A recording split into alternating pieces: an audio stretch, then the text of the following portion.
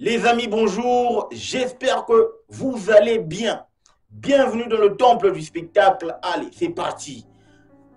Aujourd'hui, l'actualité, c'est que, enfin, c'est officiel. Le sélectionneur de Léopard, Sébastien de Sabre, est entré en contact avec Wan Bissaka. En tout cas, il nous fallait cette bonne nouvelle parce que je ne cesse de le clamer haut et fort sur cette chaîne que, en tout cas, nous on a besoin de Wan-Bissaka, peu importe ses caprices, peu importe ce qu'il peut nous raconter. Wan-Bissaka, c'est vraiment un renfort de taille, un renfort de poids, étant donné qu'on est vraiment malade sur ce côté droit-là. Et ça va aussi apporter un certain équilibre en termes de leadership, en termes de qualité, parce qu'il n'y a pas cette qualité-là au sein du groupe. Il n'y a pas, n'est-ce pas, ce leadership-là au sein du groupe. Et ça, c'est important. C'est une chose significative, n'est-ce pas, à souligner, étant donné que, enfin, Wan-Bissaka est là. Mais ce n'est pas encore officiel qui va porter, n'est-ce pas, le maillot de la sélection. Mais les choses sont en train de bien évoluer pour que ce dernier puisse se retrouver dans la tanière, puisse se retrouver, n'est-ce pas, au sein du groupe avec les léopards. Pour moi, je loue en tout cas parce qu'il nous faut ça. À la CAN, ça ne va pas pardonner les gars. Moi, je le dis, la RDC doit au minimum atteindre les demi-finales de cette CAN. Parce on fait partie du top 5, les gars. En Afrique, je ne vois pas, en tout cas, une sélection qui pourrait nous inquiéter. Même s'il y a le Maroc, le Sénégal, etc. Mais nous, on a quand même un groupe sacré, n'est-ce pas, qui peut aller chercher quelque chose. Moi, en tout cas, je me base sur la performance qu'a réalisé la Zambie en 2012. Pourquoi? Parce que en 2012, personne, alors personne, je dis bien personne, ne voyait la Zambie remporter cette canne-là. Mais ce que le monde avait oublié, c'est que la Zambie venait avec de la détermination, du courage et de la discipline. Ils ont fait l'affaire. Elle a fait l'affaire et elle est repartie avec, n'est-ce pas, sa canne. Hein? Chose qu'on peut réaliser. Mais pour réaliser ce genre de performance, ça passe par avoir de la bonne qualité. Ce que l'on appelle, n'est-ce pas, de la qualité allemande. Ce que en allemand on dit de la Deutsche Qualität. Sérieux, il nous la faut. Sérieux, il nous faut cette qualité-là au sein du groupe pour que nous parvenions, n'est-ce pas, allez plus loin dans cette compétition. En tout cas, moi, c'est ce que je vois. Mais là, est-ce que la question maintenant qu'on se pose, est-ce que Wan-Bissaka pourrait jouer la CAN? Je pourrais dire oui, tout comme je pourrais dire non. Pourquoi? Parce que si je disais oui, c'est toujours de bon augure pour nous parce que la CAN, c'est vraiment une très belle opportunité pour Wan-Bissaka de se familiariser avec le groupe déjà et d'avoir au moins une idée de ce qu'est réellement la RDC, de ce qu'est réellement, n'est-ce pas, le Congo. Parce que, vous savez, la canne, hein, ça ravive la flamme. La canne, ça te donne, n'est-ce pas, un sentiment de cohabitation, étant donné qu'on est frères. C'est de la familiarité. Tu viens en famille et on t'accueille en famille. On essaie de te vendre l'image de la nation, du pays, de la communauté, etc. Déjà que Wan-Bissaka ne connaît pas ça avec l'Angleterre. Mais je dirais, oui, il ne connaît pas ça. Est-ce que c'est un pari risqué pour Wan-Bissaka? Ce n'est pas un pari risqué. Pourquoi? Je m'explique. Déjà, à son poste, on a Kylian Trippier, capitaine de Newcastle, Reece James, capitaine de Chelsea, Trent Arnold, capitaine ou vice-capitaine de Liverpool, Kyle Walker, capitaine de Manchester City. C'est que devant lui, il y a des gros calibres, des gros clients. Donc moi je pense que ce n'est pas un handicap pour Wan-Bissaka de quitter. Sauf que le seul hic pour Wan-Bissaka, c'est seulement s'il venait jouer cette canne et qu'il laissait cette place-là à Dalot à Manchester United.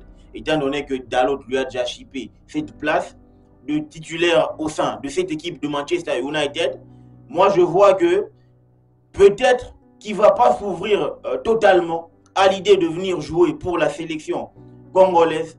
Parce que pour lui, il peut se dire, voilà, je viens, mais je perds ma place. Il peut aussi se poser des questions étant donné qu'on ne lui garantit pas la place de titulaire, n'est-ce pas, au sein de la sélection.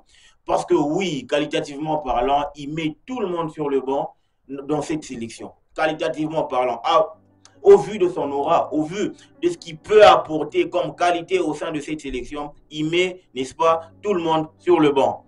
Parce que oui, il n'y a pas de la qualité. Oui, il n'y a pas son standing.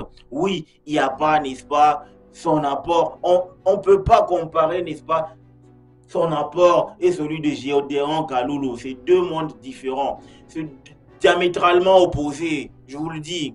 Et c'est pour ça que moi je me dis, est-ce que Wan-Bissaka, c'est vraiment un atout qu'il nous fallait à ce poste-là? La question est oui, étant donné qu'il nous fallait ce genre de joueur. La question est oui, étant donné que ça va essayer, n'est-ce pas, d'améliorer la qualité du groupe, la qualité, n'est-ce pas, des joueurs. Parce que je signale qu'il y a des têtes à virer dans cette sélection. Il y a des têtes à mettre à la porte dans cette sélection. Parce que oui, ça ne suffit pas d'avoir la quantité, il faut de la qualité.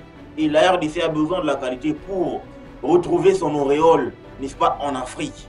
Ça passe par là, les gars. Donc je pense qu'avec les Bissaka, Okita, des bons joueurs, on peut faire l'affaire durant cette CAN-là. Surtout qu'on la joue en Côte d'Ivoire. Vous savez très bien, quand la RDC joue une compétition en Côte d'Ivoire, c'est quoi les retombées? Les retombées sont que on rentre toujours avec un trophée. Je me rappelle du CHAN 2009. Personne ne nous voyait vainqueurs, mais avec de la qualité, de la détermination, de la discipline, de l'organisation. On l'avait fait, les gars. On est rentré avec le trophée.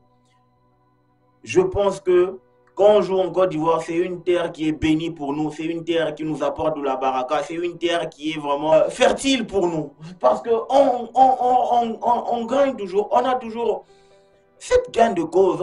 C'est vrai, sérieusement. En tout cas, moi, la Côte d'Ivoire ne m'a jamais trahi. Parce que chaque fois, on fait toujours des résultats. Que ce soit battre la Côte d'Ivoire à domicile, aller chercher la qualif, remporter le trophée, battre les clubs de la Côte d'Ivoire. Donc, chez eux à la maison, c'est toujours pareil. On rentre toujours avec une satisfaction. Et là, moi, je pense que bienvenue